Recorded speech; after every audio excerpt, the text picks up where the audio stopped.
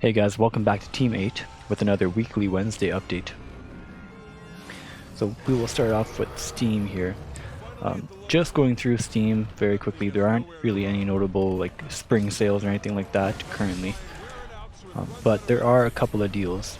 If you play Elder Scrolls Online, it's currently on for $9.99 as opposed to $24.99 Canadian. There's also Kingdom Come Deliverance, which is a solid enough game. Now, notably, Fallout 76 Wastelanders is coming from Bethesda.net's launcher to Steam. I'm guessing it's an attempt to boost their sales. Whether or not it's going to be good, to be perfectly honest with you, I don't know. I don't have any insight on whether or not they've done anything to change it as it releases to Steam, but I'd assume is to gather a bit more of a fan base, of a player base, than their standalone launcher that Bethesda made.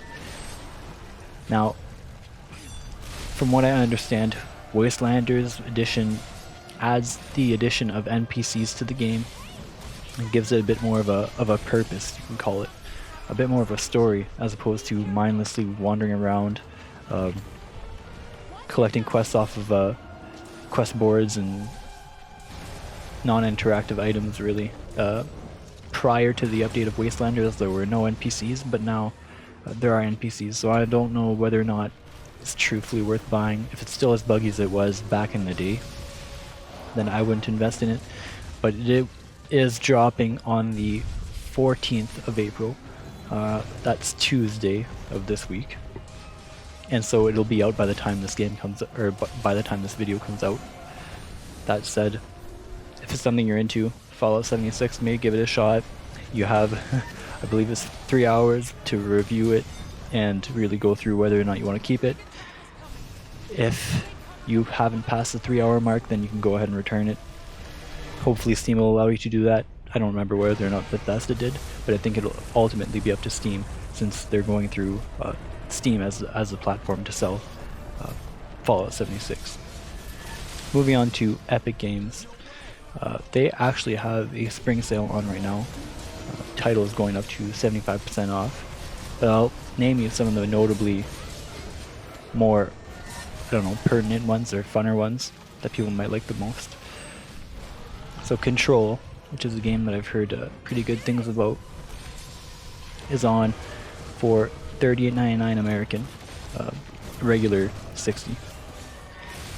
The Outer Worlds on for $38.99, regular $60, and again this is all USD, because Steam or Epic Store is all USD really. Metro Exodus is actually on for $20 American or USD, as opposed to 40. And worth noting, I don't know whether or not you guys like free games, but free games, I collect them all. It doesn't matter what they are. I just think maybe at some point I'm going to want to try it or play it. But Epic Games will end up giving away Close to the Sun and Crimes and Punishment Sherlock Holmes until the 16th, which is Thursday of this week. And then after those two are over, they're going to end up releasing Just Cause 4 and Wheels of Aurelia for free on Epic Games Store, which is a pretty big deal because Just Cause 4 is a new enough release. Now the game itself is debatably rough around the edges, hasn't gained too much traction and hasn't really garnered much of a fan base, but I mean, a game's a game, right? You can play around with it. I remember Just Cause 3, I'd play around with it just to screw around, have fun blowing shit up, whatever, you know. It's not an entirely bad game, but it's free, right? May as well cop it while you can. On another note, Borderlands 3 has got a good 50% off on Epic Games Store for $29.99 USD. The Division 2 is on for roughly $10 USD, which is a pretty big discount considering Uplay has it on for $79.99 still, and that's Canadian, mind you, so American might be a little bit cheaper, maybe around $59 or Yeah, around $59.99. But so on Epic Games Store you can get it for about $10, which is pretty cheap. Red Dead Redemption's got 20% off. Or Red Dead Redemption 2, I should say, it has got 20% off. And Assassin's Creed Odyssey is going for $19.79 as opposed to $60. Now, this sale lasts until the 16th, so be sure to get it before the 16th on Epic Games Store. Should give you about a day by the time this video is released to check those out at least. Now on Uplay there's nothing much to note, truthfully. They haven't got any deals going on really, except for The Crew 2, for those of you who are into racing games. It's supposed to be about 75% off. And on GOG, which is the DRM free gaming platform, so when you buy the game you own the game, as opposed to buying the license of a game. Currently they have BioShock Infinite, which I know isn't everyone's favorite. A lot of people like the old BioShocks just because of the mood and the atmosphere. But BioShock Infinite Complete Collection for $15.19 Canadian, which isn't bad at all. And it comes at a 75% discount. Now, another thing worth noting that you may not know about GOG is that they have a lot of older games added to their library. For those of you who are really into the older games, or miss them, or might feel nostalgic to you. For example, they're the only people that I know of that have the original Diablo.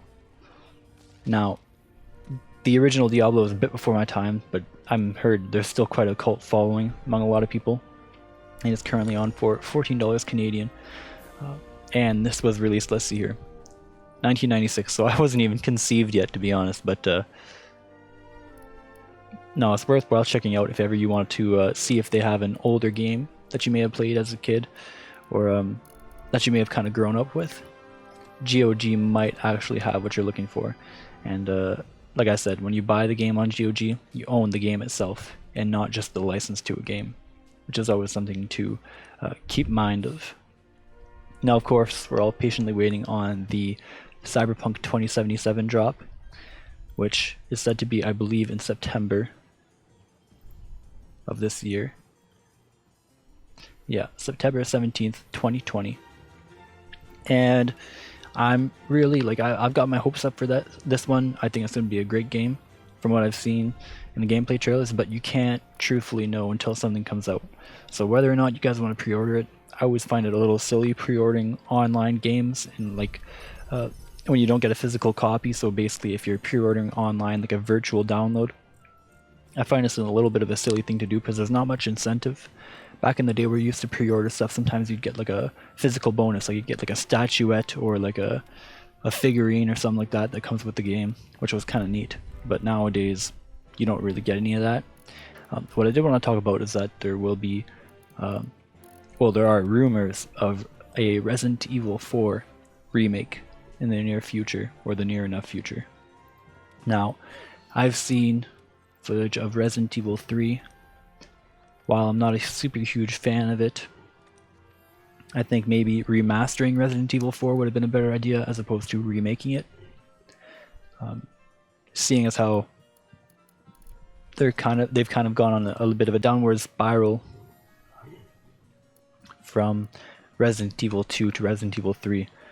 From what I've heard, they only have Nemesis maybe for 30 minutes during the game, and he doesn't follow you, he doesn't torment you, he doesn't keep the pressure on like you'd have with Mr. X in Resident Evil 2 Remake. And so I hope they don't kind of start going on a downward spiral trend with remaking Resident Evil 4. I think maybe they should just remaster it as opposed to remaking it, because the game itself is alright. I truly don't know that it has to be remade, but then again, these are rumors for now. But aside from that, not a whole lot else to say, to be honest. If you like what you saw today, feel free to leave a like, comment, subscribe, and hit that bell notification for more. Till next time, take her easy.